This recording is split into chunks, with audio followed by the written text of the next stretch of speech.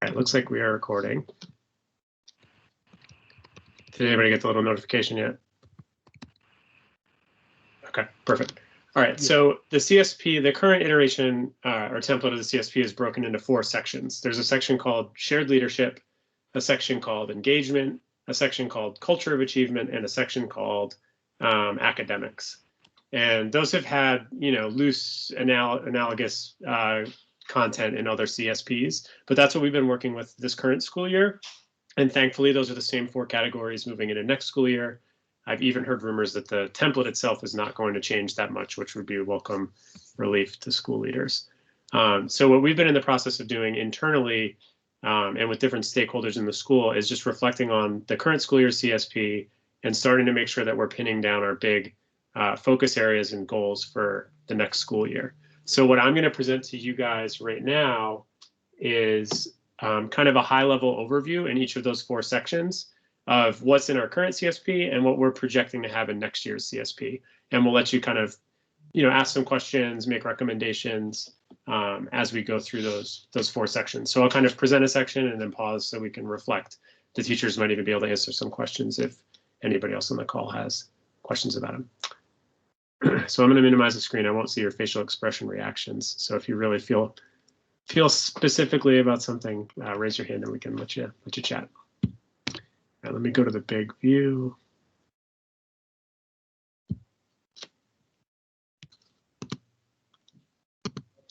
So the first section is shared leadership, which is really how I meant to do. Sorry. There we go.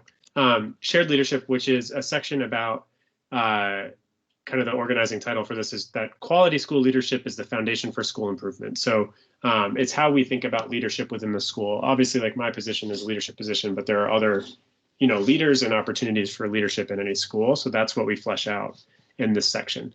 So school year 2021 is on the left, and then what we're projecting for next year is on the right. We'll use the same format for the other 3 sections as well. So our goals in this year's CSP were around the Panorama survey, and the impact surveys of students. Panorama survey goes to multiple stakeholders. Impact surveys are questions of students. And we focus specifically on sense of belonging because that was an organizing kind of phrase for us. We wanted to make sure that everybody in our school community felt a strong sense of belonging and that we worked deliberately to make that happen and to achieve that. So our first strategy was to engage teachers and staff with leadership and committee opportunities, so that all of our school improvement efforts and progress monitoring was done collectively, and it wasn't just done, by me in an office periodically, but it was, something that a cycle that we engaged with together, and then that we would report out to the community about through different avenues. So LSAT meetings, newsletters, parent town halls, and things like that. The second strategy was to engage students and families regularly, to solicit feedback, make adjustments, and include their leadership in our plans for the school and our plans for improvement. So if you read through the fine print of this section, you'd see things like expanding the ALT, deliberately putting meeting time for teacher teams and staff teams into our schedule, into our daily, weekly, and monthly schedules, engaging with families around courses, course placement, and then feedback about those course opportunities, revising our communications plan, me in my first year as principal having my entry plan, which dictated a lot of the meetings and goals that I had in the first 100 days on the job. And then, things about recurring family and community meetings like LSAT and PTA. So that's what was in this year's plan. In reflections with different groups in the school, what we're leaning towards, I think, for next year, I think what we'll see are goals, again, that come from the Panorama and Insight surveys. I think this actually might be Insight, not Panorama, so I'll have to edit that. But there are questions specifically about leadership and about evaluation, professional development, observation and feedback, and instructional planning for student growth that are teacher facing. And we would like to see those go up. They were among our lower scores overall on the 8 or 9 categories on the teacher facing Insight survey. And so I think focusing on those to drive those up would be a worthwhile endeavor, and it would speak to our vision for what shared leadership looks like, which is fleshed out a little bit more in those strategies below.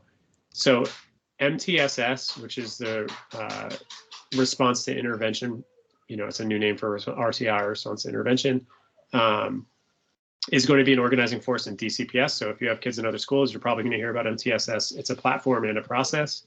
So we want to organize our professional learning and collaboration around MTSS and the routines and strategies that it dictates.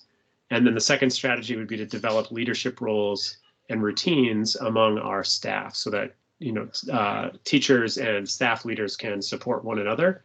And I believe that if we fulfill both of those strategies and the little action items that we'll list under each one, we should see those staff survey data go up. And then the parents also give feedback on Panorama about leadership in the school. So like meaning like a school administration and, the sense that they get that the school is organized. So I think, language that we'd see under the other notes and highlights there, just clarifying some coaching and teacher facing support roles. We've added positions that are designed to help support teachers in their professional learning and growth.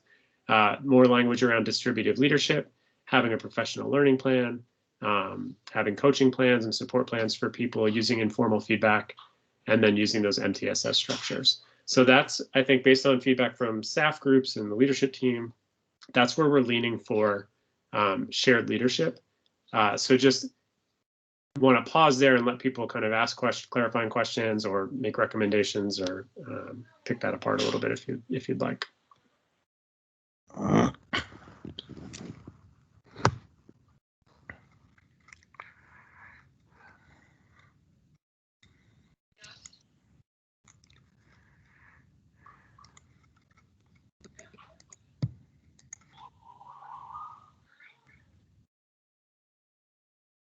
All right, I think that was sufficient wait time. Ask a teacher, did I do a good job on wait time there? Yeah.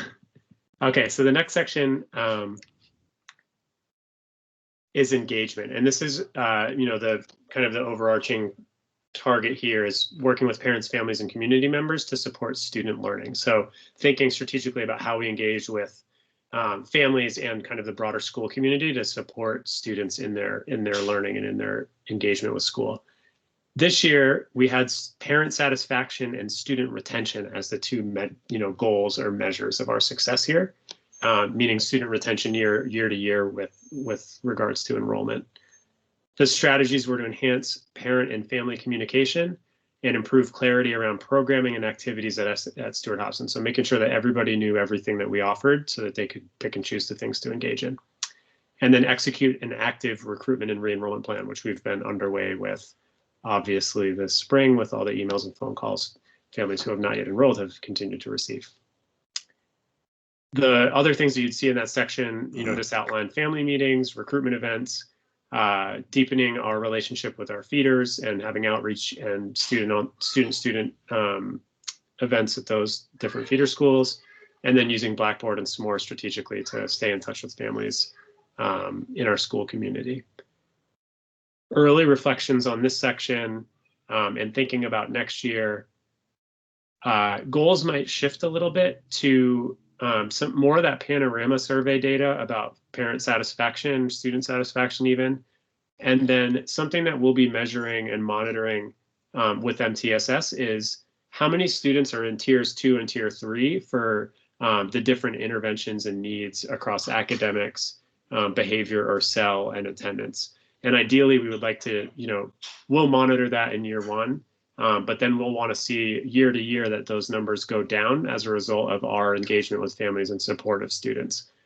So we'll be able to track that across those 3 indicators and just watch those numbers as they ebb and flow over the course of a school year. With something like attendance, most of the time, the way these data systems work, everybody starts out in the green on the first day of school because it doesn't capture historical patterns in attendance. So we might see in attendance in particular, we might see a big drop off, but then it would start to plateau as we put our work in to get kids back on track. So strategies in thinking about engagement would be aligning student, family, and community engagement with those MTSS tiers. So tier 1, universal supports that we offer to all students and families. Tier 2, supports and interventions that we offer to somewhere between 10 and 25%, I believe, of the students or families who for whom tier 1 supports are not ample.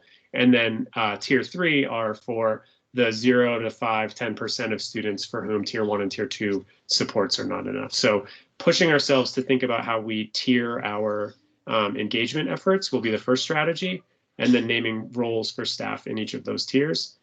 Strategy 2 would be leveraging diverse representative stakeholders to inform decision-making and make our mid-course adjustments.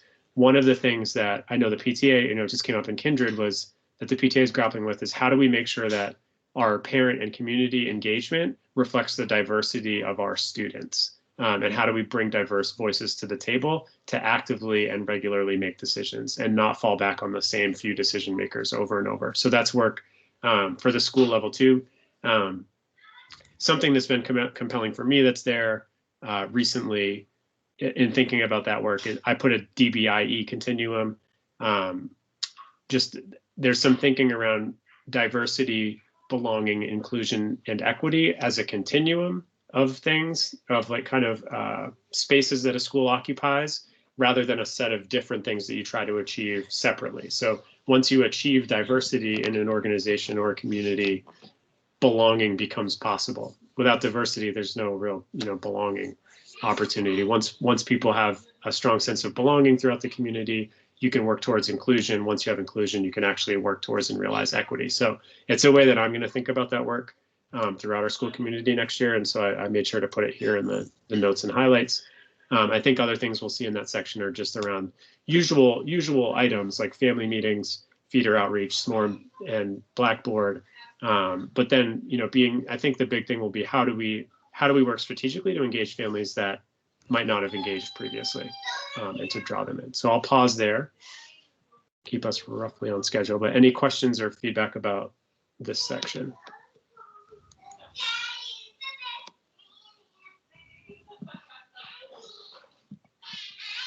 I don't know if that background noise is audible for you guys, but Daddy is the best man ever is a shout out that I just got. It is audible and it's hilarious. I don't know that it's true, but I'll take it. Principal Fraser, can I ask a question about the panorama survey? Are you getting, for parent satisfaction, are you getting a lot of results to have enough data to implement your strategies when you send out these surveys? Yeah, no, that's a great question. And for parents in particular, if I put my statistician's hat on, no, we're not. We get, typically between 10 and 20% of eligible families fill that out. That's true in a non-pandemic too. That said, right now, it's one of the most representative, it's one of the most widely, it gets the most participation of any of the surveys that we put out. So I know even when like the race, class, and equity group did their parent-facing survey through the PTA, I think their response rates were, far below that. So, I mean, honestly, simply figuring out how to get more people to fill that out or give that type of feedback would be a work stream unto itself or an action item unto itself. But it's a great question. It is one of those times where we're in that position where it's like, is some statistically unreliable data better than no data at all? And how do we work with that?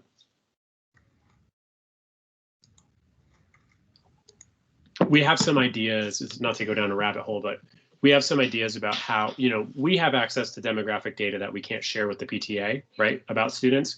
And we could use that strategically to kind of like randomize a group of parents to represent our student body and make sure that when we're engaging in decision making, we try to touch base with the, even if it's only 20 families or something, if we can get them committed to engaging, they will cover a lot of the diversity and the demographic indicators of our school, right? And so we don't necessarily have to get 500 people to engage, but if we can get 25 people who represent roughly the 500 or do a better job of representing them than our random surveying does, then I would feel really good about that. So that's something we've been talking about and strategizing about how to execute.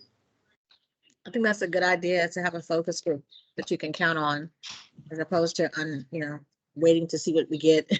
Yep. The other means. Great idea. We did that academically. We did that in the English department for a couple of years, where at the beginning of the year, we said, all right, here are 60 kids, or it might have been more than that. But it was like 20 to 30 kids per grade level, but they weren't all the like high scores. There were a couple of kids who get 5s and 5s on the PARCC test. But we also had kids with disabilities.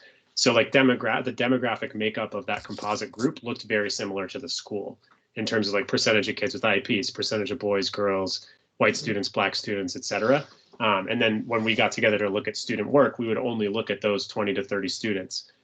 So we knew that we posited that if something was wrong with that group, it was probably wrong. That the trend would probably be true for the whole community. So I think that's the same kind of thinking I'm bringing to the parent engagement.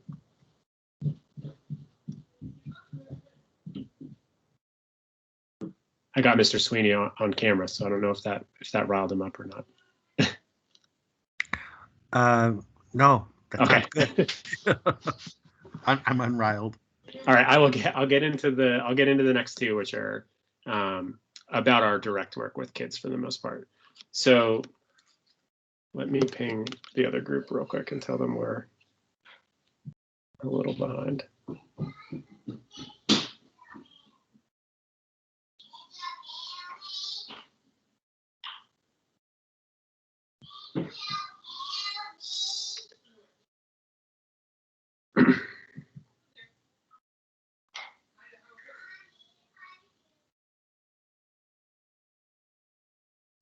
So the next section is called Culture of Achievement.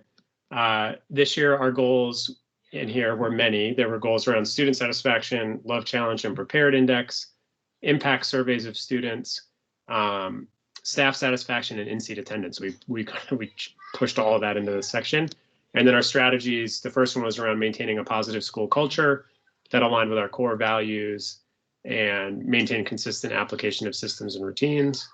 And the second strategy was to increase opportunities for student and staff to engage with learning and practices that were aimed at improving their overall well-being and sense of belonging. And most of this really reminds me that most of the CSP was written imagining that we were going to have in-person school. So a lot of this year's work with our CSP was how do we pivot these things to a virtual setting and maintain them. So here we'd see town halls, recognition and celebrations, using PBIS systems like Live School, having staff wellness events and a staff wellness calendar, continuing with advisory and teaching students executive functioning skills, peer-to-peer mentoring, mediation, all those things that go into kind of school culture around and outside of the classroom. In reflecting with this group and thinking about next year, the Panorama Love Challenge and Prepared Index is one of the most powerful measures, I think, to keep as a goal. So I'd like to keep that there front and center. In-seat attendance is often an indicator of how, a school's culture. So keeping that there makes sense to us. And then there's a new data point that we have access to that's been really actionable for us in the last 2 terms. There's a new dashboard that we have that allows us to see projected course failures, and it updates every day from Aspen. So as teachers input grades, the dashboard is projecting out, if the school year ended right now, here's what Susie would get in English, math, science, and social studies. So we can see not only at the individual student level, like who's projected to succeed or fail at the end of the year, we can also see patterns across subject areas, grade levels, courses, or even teachers. So we can see the sixth grade science teacher A has twice as many students projected to fail as 6th grade science teacher B. So what's going on there? So it allows us to target some of those conversations and support. So that's something that is readily available to us. And I think it makes sense for us to continue monitoring because it speaks to the culture of who's achieving and where they're not, and allows us to act on that and intervene if needed. And then the Insight Panorama Parent Satisfaction Survey would be another metric here, because there are questions about school culture that they ask you all. How challenging are the classes? How supported are the students and things like that. So we can pull that data from parents and students as well. So strategy 1, similar to what we had this year, promote a culture of joy, discipline, and responsive supports. I think the responsive supports language there just reminds us of the importance of that MTSS tiered work. And then the second one would be to apply mastery-based grading practices to engage students and families in ongoing cycles of feedback for growth. This has been a big conversation for our staff the latter half of this year. How do we work within kind of the DCMR policies for grading and the DCPS grading policies to build grade books and grading routines that are really providing families and kids with actionable feedback throughout a term. So focusing on mastery of skills and concepts rather than on their ability to meet deadlines and just simply complete, work or assessments. So how do we find that? How do we prioritize that in our time and in our actions? So that's something that the staff kind of asked for, and the staff have also recognized this is going to be a growth space for us that's going to be uncomfortable for a lot of us because it's going to change some old habits. So I really appreciate our staff for naming it and also naming where the tension's going to be, because that's going to help us work through it next year. So the highlights you'd see in this section, again, town halls, pep assemblies, those things that bring kids joy. And we're going to have an extra period of enrichment and electives next year instead of advisory. So the advisory skills like time management, self-regulation, that stuff that we teach in isolation will instead be peppered throughout courses and throughout the day, which buys the students an extra period for an elective or an enrichment or an intervention period. So they'd have 4 core classes, a lunch period, and then 3 electives or intervention classes during their schedule next year. MTSS will be mentioned a lot. And then I think tutoring and enrichment, we know that we'll have targeted tutoring and targeted enrichment cycles. So how do we use that data that's actionable for us to align kids with opportunities and targeted supports? All right, questions or feedback about this section? I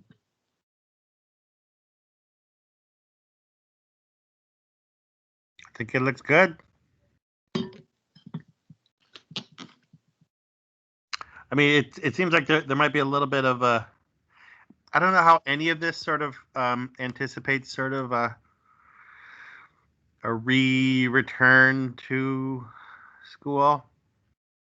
In the same way that there was an adjustment period and a burn-in to go into remote learning and that scenario, I think kids are going to be a little bit changed because they've developed coping skills to be alone, and now they're not going to be alone again. Yeah, I think there are some things they ask us directly about that, like how does your summer acceleration academy, I didn't put it on these slides, but it's in the evaluation, like how does the acceleration academy prepare for that? I think a lot of the things I've been talking about, like using MTSS as an organizing force, it kind of like puts you in the position where you're putting kids in tiers and you're trying interventions that are tiered. So that is itself a response. The other one is like the tutoring and enrichment. So offering those kids those targeted tutoring and enrichment opportunities is another academic one.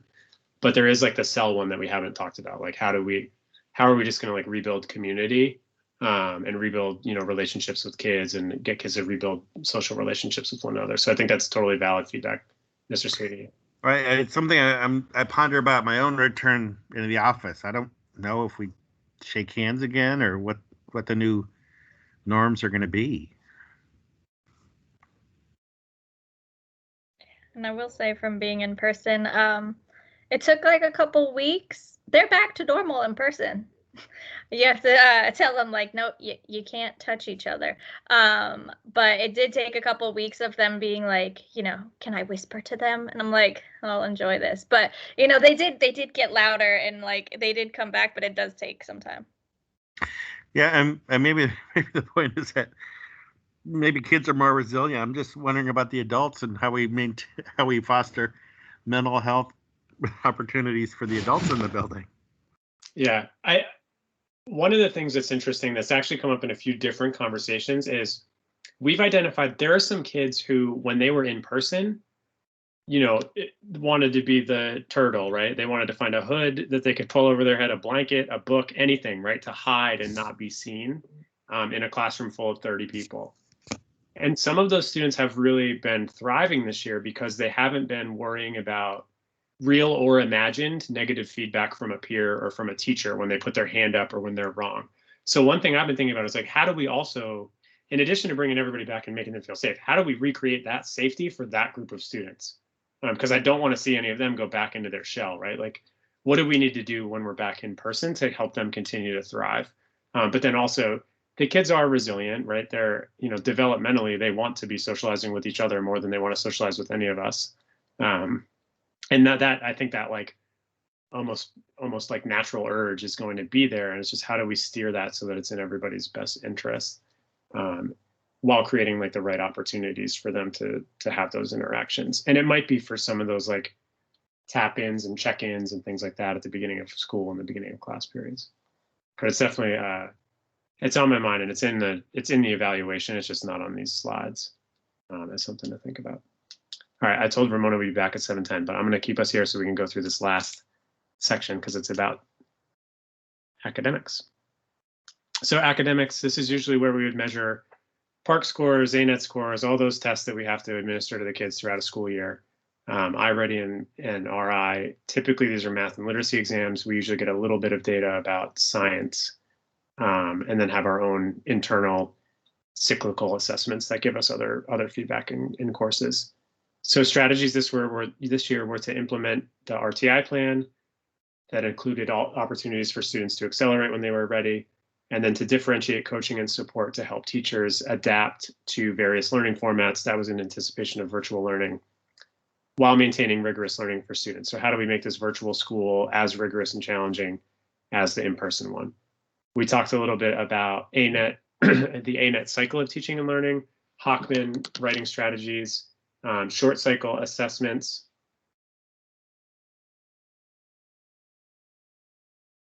and then having intervention and enrichment programs that we target for students. Next year, those tests will be back. I anticipate most of them were here this year, except for PARCC. So we'll continue to have access to that data at the beginning of the middle and end of year, sometimes at the end of each term, as we do term plans. So first strategy is to organize professional collaboration structures that will help us build consistency and coherence of instruction across classrooms. So going back to that 6th grade science one, it shouldn't matter if you have 6th grade science teacher A or 6th grade science teacher B. Your experience as a student and a family in 6th grade science should be pretty consistent with the Stuart-Hobson way and the DCPS way. So how do we build the adult planning structures so that is a more consistent experience across all subjects and classes throughout the school? And then there are obviously other things that articulate vertically. So if we teach you how to write an essay in 6th grade English, it should be similar to how we teach you how to write an essay in 7th grade English and 8th grade English. We should build on that, and it should be parallel in other subject areas where students are writing essays. So instead of having, 8 different names for the quote sandwich, the quote cheeseburger, the quote hamburger, and the quote veggie burger, we just have the Hockman way of writing and structuring essays. So working on getting to that consistency, and then using something called universal design for learning as a framework for our instructional design. So DCPS does a great job of supplying us with curriculum. They do not necessarily give teachers recommended ways for delivering that. So they leave a lot of wiggle room. And one of the things that it's called UDL, it's teacher speak, but it's a way of thinking about instructional design that challenges teachers to make sure that every lesson, every day, every activity has entry points for all the types of learners that they have in their classes. But rather than thinking about 15 different activities, it's how do you identify the single or the 2 activities that are appealing and engaging in a way that would allow those 15 different learners to get in and get involved and to succeed. So it's just a kind of reframing of how we think about planning, and it's something that we want to get everybody doing. It involves working closely with special educators because they're often experts at differentiation like that. So we would leverage the expertise in the building if we can find the time for the teachers to do so, to make sure that our units align with kind of UDL principles. So again, we'd continue with language about Hockman, ANET, cycles and support, UDL, Universal Design for Learning, co-teaching and collaborative planning, unit planning, shared rubrics. So if we're giving Mr. Sweeney feedback about his essay, there should be some elements of the rubric that are consistent across his humanities classes. So if your English teacher is talking to you about thesis statements, that's also what your social studies teacher should be calling the controlling idea, rather than having 3 different names for the same sentence type. And the scoring rubric should be similar. Because I think what I've been starting to, you say over and over is like, we're preparing kids for high school, right? High schools often talk about post-secondary readiness, like how do we make sure that our kids are high school ready? And I think that's something that honestly, a lot of families who have multiple middle school options or are considering them, they're looking for the one that's going to make their student ready for high school. So that's kind of our charge here on the back end of the 3 years with us. So I think we need to clarify what those promises are that we make to you all as families. You know, your student's going to leave here knowing how to write a 5-paragraph essay and do some other things as a learner. Some language that we'll see: Hockman, ANA, UDL. Planning at the course level rather than the classroom level. That's something that teachers keep coming back to, like that names that discomfort. Like, I have to get out of my silo and my castle and like give a couple things up to get that consistency and coherence that we want for students, you know, across the 7th grade math classrooms. And then the other thing is the Modern Classrooms project, which is a way that teachers infuse technology and blended learning into their classroom to engage with students. And actually, early adopters, gosh, we have 3 early adopters on our call right now, and we are hiring for people with expertise with this as we recruit new teachers for next year into our vacancies. All right, I will pause there in case we have any questions on that section.